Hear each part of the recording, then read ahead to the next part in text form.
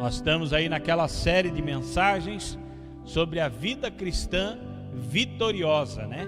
E toda esta série em Romanos capítulo de número 8, já trouxemos aqui várias mensagens. E hoje o tema desta mensagem é: Deus é o nosso aliado, Deus é por nós, Deus está conosco. Então, quem é que pode se levantar contra nós? Quem é que pode nos condenar? Quem é que pode nos destruir? Quem é que pode ter algum sucesso em seus propósitos contra os eleitos do Senhor? Aqueles que Deus está ao seu lado. Romanos capítulo de número 8 e o versículo de número 31 e 32, que diz assim a palavra do Senhor: Que diremos, pois, a estas coisas? Se Deus é por nós, quem será contra nós? Aquele que nem mesmo a seu próprio filho poupou, antes o entregou por todos nós, como nos não dará também com ele todas as coisas? Podemos assentar. Quando Paulo diz: que diremos, pois, a estas coisas? Ele está trazendo um sumário de tudo que já foi dito antes. Aquilo que nós já trouxemos mensagens aqui a respeito disso. Primeira coisa que ele está falando aqui é a nossa liberdade em Cristo. No versículo 1 diz: nenhuma condenação há para os que estão em Cristo Jesus. E também a nossa vida no Espírito, porque ele está dizendo que aqueles que vivem no Espírito não estão mais escravos das leis da terra, da lei da carne, mas agora vive pelo Espírito de Deus. Quando ele está falando estas coisas, ele está falando também da nossa adoção como filho de Deus, na família de Deus. Lá no versículo de número 14 até o 17, que ele diz que o próprio Espírito Santo testifica com o nosso espírito que somos filhos de Deus. E também ele está falando sobre estas coisas. Que diremos, pois, a estas coisas?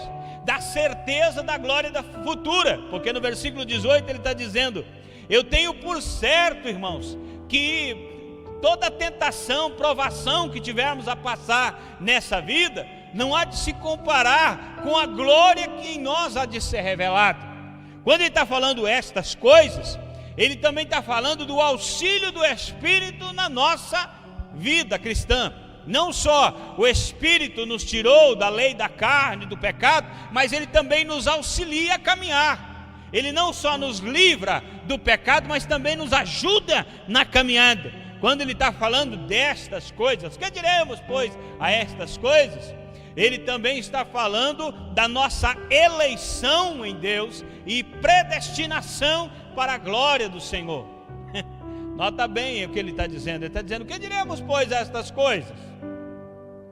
Se Deus já nos livrou do pecado, se o Espírito Santo habita em nós, se somos eleitos e predestinados para viver uma glória com Deus, e na caminhada ainda não estamos sozinhos, o Espírito Santo está conosco, o que vamos dizer a estas coisas, a respeito disso?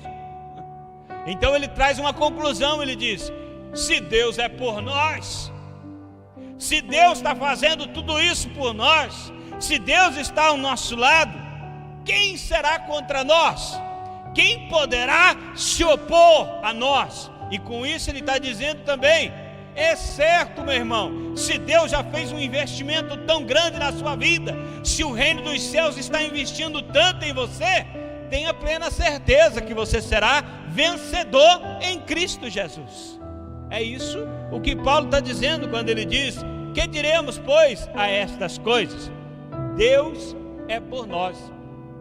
Deus está em nossa defesa. Deus está à sua defesa. Deus defende você. Ah, mas os inimigos são muitos. Sim, é verdade, são muitos inimigos, mas Deus está ao nosso lado.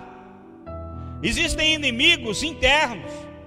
Inimigos internos, a nossa carne é um inimigo interno. O maior inimigo que nós temos não é o diabo que anda ao derredor querendo nos tragar. O pior inimigo que temos é nós mesmos, a nossa carne. Mas Jesus, ele venceu por nós.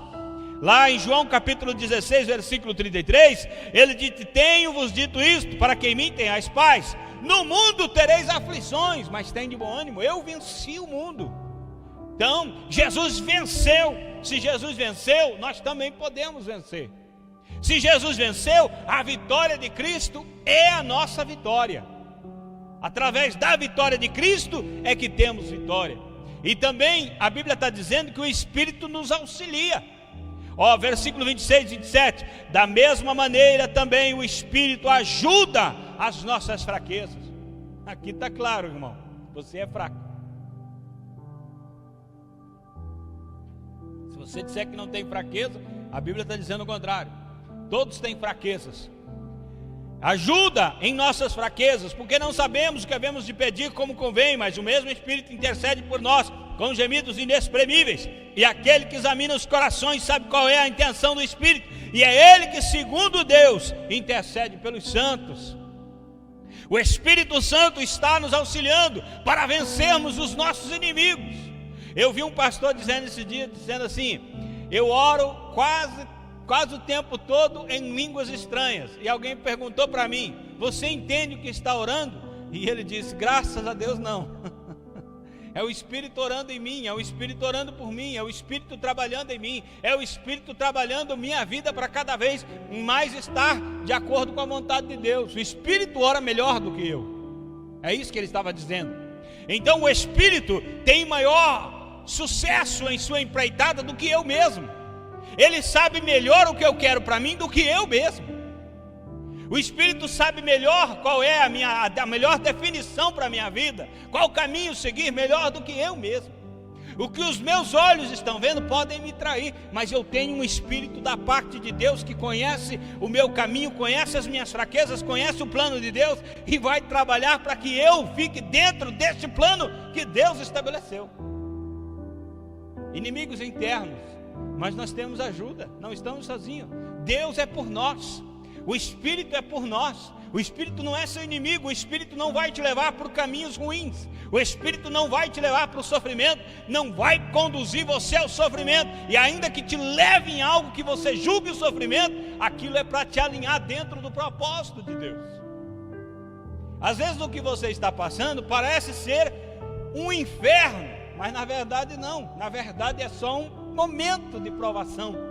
Aos seus olhos é um inferno, mas é um momento de provação que Deus está te alinhando dentro de algo maior.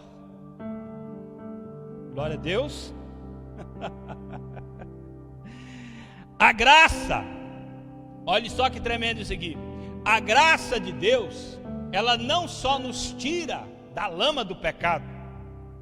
Tem gente que entende que Deus é gracioso porque nos tirou da vida de pecado. Olha, eu não merecia a salvação, mas a graça de Deus me salvou. Aleluia, sou salvo pela graça. Mas o papel da graça não é só tirar você do pecado. Se fosse só isso, você continuaria perdido, porque a graça te tirava do pecado e você caía no pecado, e a graça ia lá, te tirava do pecado e você caía no pecado, e a graça tirava. Não, irmão, a graça, ela é permanente, ela é o tempo todo trabalhando. A graça não é só para tirar você do pecado, mas para te manter livre do pecado também. E olha o que a Bíblia diz lá em capítulo 1 de Colossenses, e versículo de número 27. Aos quais Deus quis fazer conhecer quais são as riquezas da glória deste mistério entre os gentios, que é Cristo em vós, a esperança da glória. Cristo não só se manifestou para salvar, Ele se manifestou para viver dentro de mim e dentro de você. Esse Cristo em nós nos tira do pecado, ou Cristo pecaria? Cristo em vós, então você tem que escapar do pecado, porque Cristo está em você, e Cristo não peca, então você não pode pecar. Olha que tremendo isso. Cristo em vós, a graça não só se manifesta para tirar você de lá, mas para te manter puro. Judas versículo 24, olha o que o Judas diz: ora, aquele que é poderoso para vos guardar de tropeçar. O papel da graça não é só levantar você depois que tropeçou. Oh, caí em pecado, eu sou pecador mesmo. Aí a graça vai lá e tira você. Aí você, eu caí de novo, porque eu sou pecador, cai de jeito, tadinho de Deus, eu sou pecador, vivo pecando. A graça sempre me restaura. Não. A Bíblia está dizendo que a graça de Deus protege você de cair. Mas como que é isso, pastor? Quando alguém se interessa, né, irmão? Quando alguém tem interesse em ter essa graça que protege. Porque nós vivemos num tempo em que as pessoas estão pensando assim: não importa, tudo vai dar certo no final. O amor de Deus é grande, eu posso fazer o que eu bem quiser, que no final Deus vai me salvar, por causa do seu grande amor. Focando tanto no amor de Deus, esquecendo de olhar que Deus é justo. Que da mesma proporção que é o amor de Deus, é a justiça de Deus também. Se você não valoriza esse tempo que você vive, esse período da graça, que você não é merecedor, mas Deus é por ti e te salva por graça, você não valoriza essa graça, mas você despreza ela e faz pouco caso da graça, vivendo em pecado, você se faz pior do que o ímpio que não veio viver da graça, porque você está pisando o Filho de Deus, você está desprezando a voz do Espírito de Deus que te chama para a santificação. E você, por sua capacidade mental, diz: não preciso me santificar, Deus já me salvou, sou salvo. Não é bem assim. Existe uma tese gritando por aí assim: uma vez salvo, sempre salvo. O que querem dizer com isso? Se Deus já me elegeu para a salvação, não importa por onde eu vá, não importa o que eu fizer, eu sou eleito, sou salvo. Não importa o que eu fizer, eu vou acabar sendo salvo, porque uma vez salvo, sempre salvo. Você está errado e muito errado. Você está igual aquele povo do período antigo, que comprava um pedaço do céu, comprava a salvação. Aí o camarada estava bêbado, os cachorros lambendo a boca dele, e falou assim: rapaz, deixa de ser perdido, desse jeito você vai morar no inferno. Aí ele abriu o paletó, tirava de dentro a carta e dizia que, negativo, eu comprei, eu sou salvo. Não, isso não existe. A mesma graça que te tirou do pecado, ela também te fortalece, te ajuda, te capacita a viver uma caminhada sem tropeçar. A vida do cristão não é uma vida cheia de tropeços. O justo cai 7 vezes, mas Deus levanta. Não é isso, irmão. O justo, se ele quer ser justo mesmo, ele se cuida para não cair. Se cair, a graça levanta. A Bíblia diz em João: filhinhos, não pequeis. Não pequeis. Porém, se alguém pecar, não se preocupe, temos um advogado junto ao Pai. Quer dizer, não é que o caso, o advogado está lá, e daí você pode pecar. Eu tenho um cartão de crédito aqui, eu posso gastar ilimitado, que meu advogado paga tudo. Não é isso. Não é isso que a Bíblia está dizendo. O que a Bíblia diz é o seguinte: cuida para não errar. Mas se errar, não se preocupe, que tem alguém que te defende. Quando você vive dessa forma, sem prestar atenção, o perigo é grande, irmão. O perigo é grande. A graça de Deus nos protege até mesmo de pecar. E sabe o que a Bíblia diz ainda? Olha, junto com a tentação já vem o escape. Eu sou tentado, estou sendo tentado, mas junto com a tentação vem o escape. 1 Coríntios capítulo 10, versículo 13, a Bíblia diz assim: não veio sobre vós tentação senão humana. A tentação que vem sobre nós não é uma tentação sobrenatural. Pastor, eu estava andando, de repente o diabo investiu. Rapaz, não tinha mais como escapar. Era demônio. Mentira. A tentação é humana. O tentador não é humano, o tentador é o diabo. O diabo é o tentador, mas a tentação é humana. Ele usa o que está dentro de você para te fazer pecar. Ele não traz um negócio e faz você comer. Não, aquilo que você tem, ele fala: come isso aí. Usa isso aí. Entra nesse site. Faz isso aí, faz aquilo. Ele te manda, ele te instiga a pecar. Ele te dá flechas, dardos, mas ele é externo. A tentação é interna, é você que acaba pecando. A tentação é humana. Agora veja bem, a tentação não é sobrenatural, mas o livramento é sobrenatural. Mas Deus é fiel, não vos deixará tentar acima do que podeis.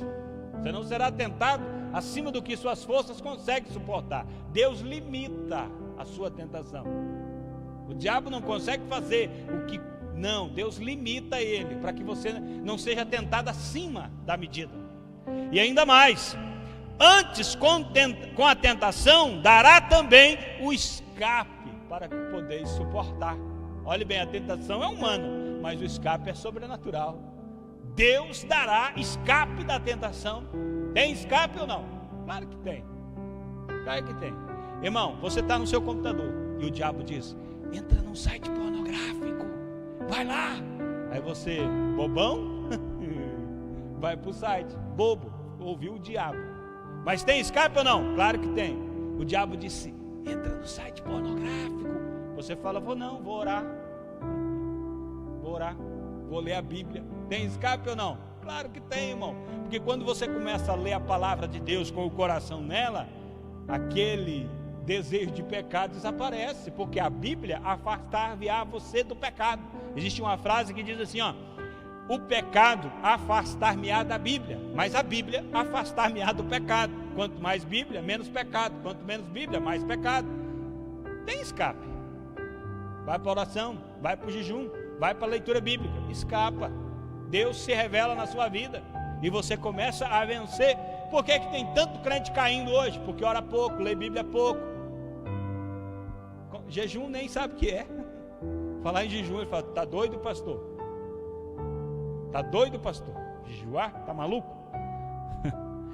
A tentação vem, mas com ela vem o escape. O Espírito Santo pode te dar força para vencer. Inimigos externos, a Bíblia diz que Satanás é o adversário das nossas almas. 1 Pedro 5:8, sede sóbrios, vigiais, porque o diabo, vosso adversário. O diabo não é teu inimigo por acidente, ele é o teu adversário mesmo.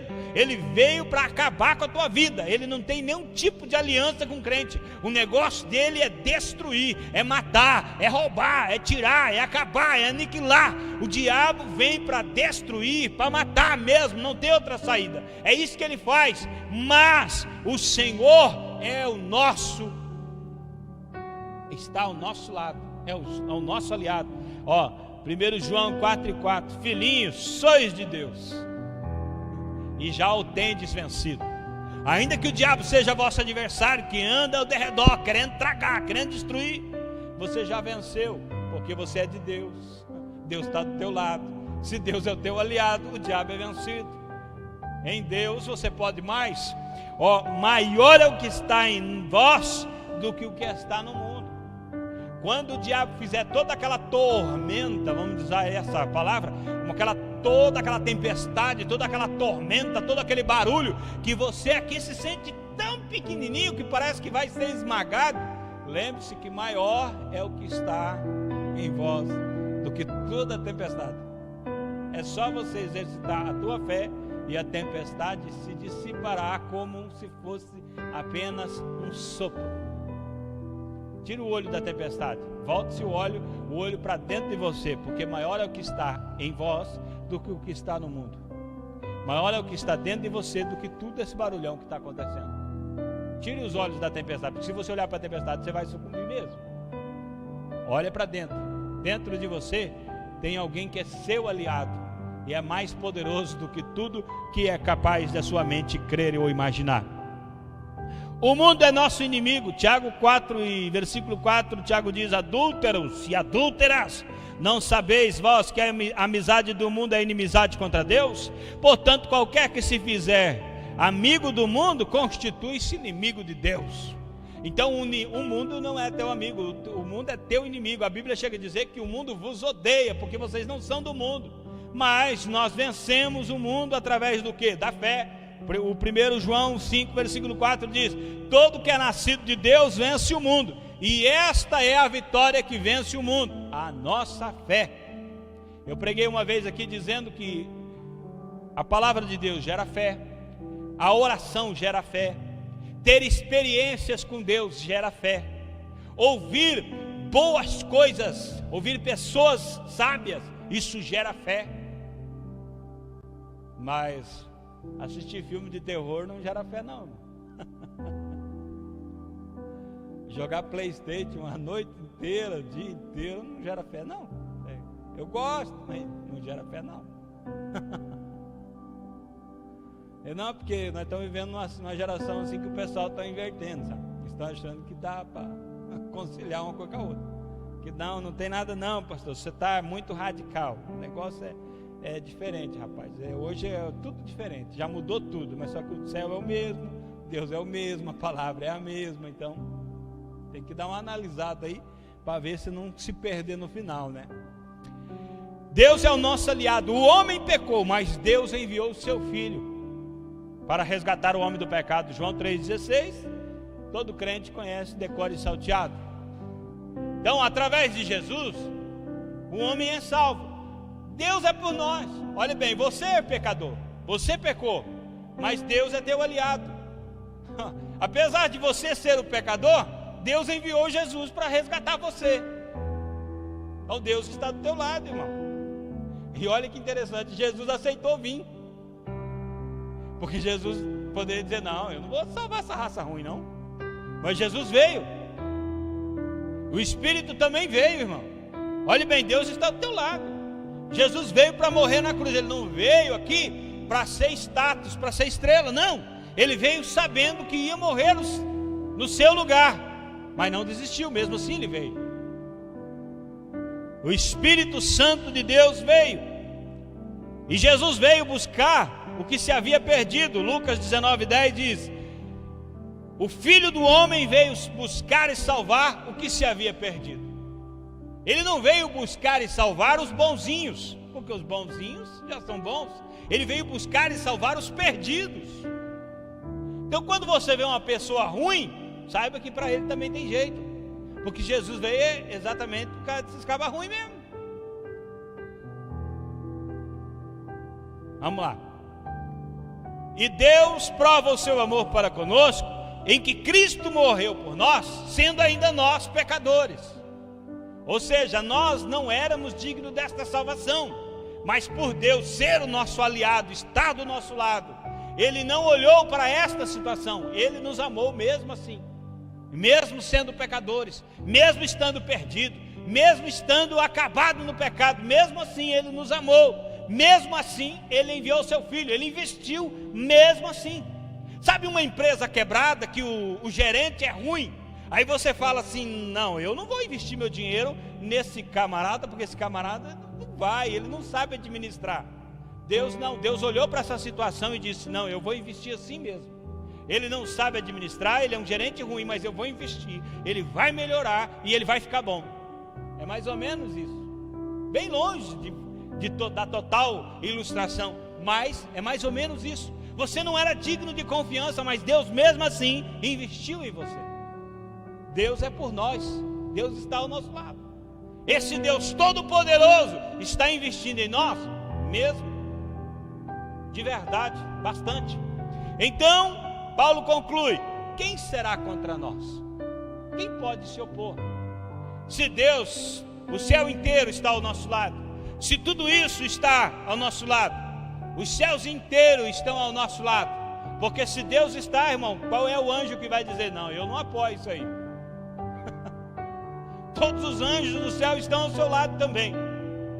Todos os seres celestiais estão apoiando a sua salvação. O céu inteiro está ao seu lado, porque Deus está ao seu lado. A Bíblia diz que os anjos de Deus são ministros a favor daqueles que hão de herdar a salvação. O céu inteiro está disponível, irmão. Está disponível para trabalhar em prol daqueles que hão de herdar a salvação. O céu inteiro está ao seu lado, porque Deus está ao seu lado. As hostes, potestades do ar e todos os demônios, embora lutem, não podem derrubar você, não podem acabar com a sua vida, não podem. A Bíblia diz que não temos que lutar contra outra coisa senão os poderes das regiões celestiais, lá em Efésios capítulo 6, versículo 10 a seguir. Mas nós já temos vencido em Cristo Jesus. A lei não pode ser contra nós. Por quê? Porque Jesus cumpriu a lei. Lá no versículo de número 3, eu coloquei a Bíblia Viva para você entender melhor. Olhe bem essa linguagem. Não estamos a salvo das garras do pecado só pelo fato de conhecermos os mandamentos de Deus, pois não podemos guardá-los e não os guardamos. Mas Deus pôs em ação um plano diferente, a fim de nos salvar. Enviou seu próprio Filho em corpo humano como o nosso, com a exceção de que o nosso é pecador, e destruiu o controle do pecado sobre nós, dando a si mesmo como sacrifício por nossos pecados. Ou seja, a lei não pode mais te condenar, não pode ser contra você. Sabe por quê? Porque Jesus cumpriu a lei. Então a lei perdeu o poder de te condenar, porque Jesus cumpriu a lei no seu lugar. Foi o sacrifício perfeito no seu lugar, e a lei não tem mais poder de te condenar. A lei não pode ser contra você, não tem como. O nosso passado não pode te condenar, porque há um versículo da Bíblia que Deus lançou o teu passado lá no mar. Não tem mais, Deus não tem a lembrança, o teu passado de pecado. O que importa para Deus é o agora, é o que você está fazendo agora, é o seu momento agora. Ele nos dará todas as coisas. O texto diz: se Ele não poupou nem mesmo seu próprio Filho, antes o entregou por todos nós, como não nos dará também todas as coisas? Quando Paulo está dizendo se Ele não poupou seu próprio Filho, quer dizer, se Ele deu o que tinha de melhor, se Ele fez o maior sacrifício, como também não dará as outras coisas? Se o próprio Jesus foi entregue, se o investimento foi o mais alto possível, e mesmo assim, por que você acha que Ele não vai entregar as outras coisas?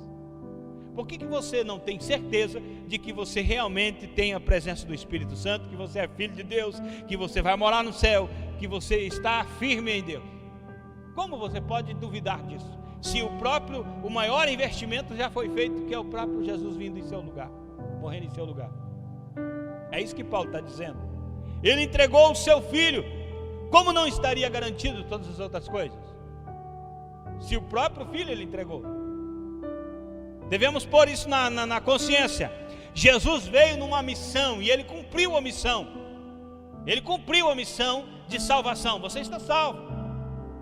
Agora as outras coisas, use a sua fé, exercite a sua fé, confie, seja ousado, acredite, porque Deus está no controle de todas as coisas. A Bíblia diz que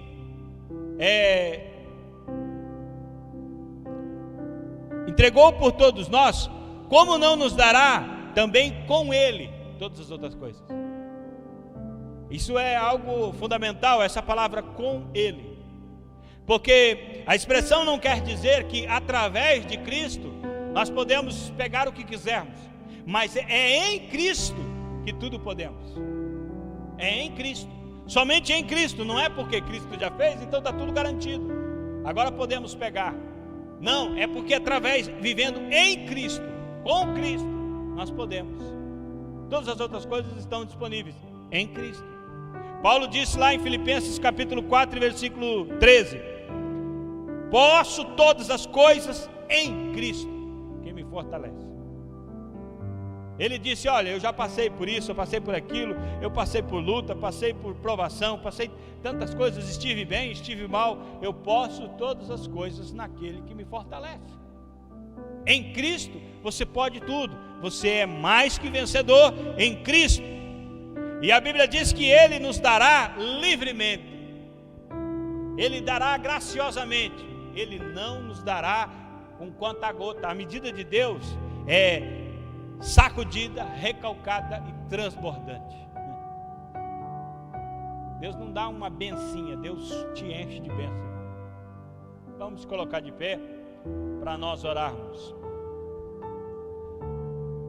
Quantas vezes o cristão se sente aflito, pensando que não vai conseguir terminar a jornada, mas nesta hora ele deve olhar para o Deus que está ao seu lado, para o Deus Todo-Poderoso, que investiu alto para que você pudesse estar firme. A Bíblia diz que o justo viverá da fé, viverá pela fé. Então não recua, porque se você voltar atrás, a alma de Deus não tem prazer em você. Então não volte atrás, continue firme olhando para frente, como disse Paulo, olhando para o autor e consumador da nossa fé, Cristo Jesus. Ele investiu alto, Ele está conosco e Ele nos dará a vitória. Senhor Deus, nós te agradecemos, Pai, pela tua bênção, nós te agradecemos, Senhor, pela tua presença, nós te adoramos, Senhor, por tudo que o Senhor tem feito.